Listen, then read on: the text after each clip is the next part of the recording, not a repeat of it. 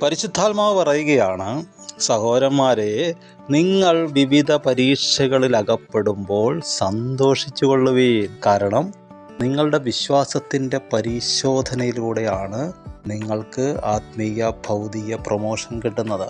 ജോലി മണ്ഡലത്തിൽ, അനുദിന ജീവിതത്തിലെ ഓരോ വിഷയങ്ങളിൽ, സാമൂഹ്യ ജീവിതത്തിലാകട്ടെ, സഭാ ജീവിതത്തിലാകട്ടെ, കുടുംബജീവിതത്തിലാകട്ടെ, ഉണ്ടാകുന്ന കാര്യങ്ങളിൽ നിങ്ങളുടെ പ്രതികരണം അനുസരിച്ചിട്ടാണ് നിങ്ങൾക്ക് പ്രമോഷൻ തരുന്നത്. ജോസഫ് പരീക്ഷിക്കപ്പെട്ടു, പക്ഷേ പിന്നീട് സഭയെ ജനിപ്പിക്കാൻ, പുലർത്താൻ, വർദ്ധിപ്പിക്കാൻ അവനെ തിരഞ്ഞെടുത്തു.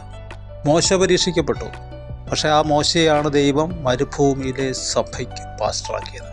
നിങ്ങളുടെ ദൈനംദിന ജീവിതത്തിലെ പരീക്ഷകൾ നിങ്ങൾക്ക് സഭയ്ക്ക്, നിങ്ങളുടെ ആത്മീയ ജീവിതത്തിന്, ശുശ്രൂഷയ്ക്ക് നിങ്ങളെ പങ്കാളിയാക്കുകയാണ്.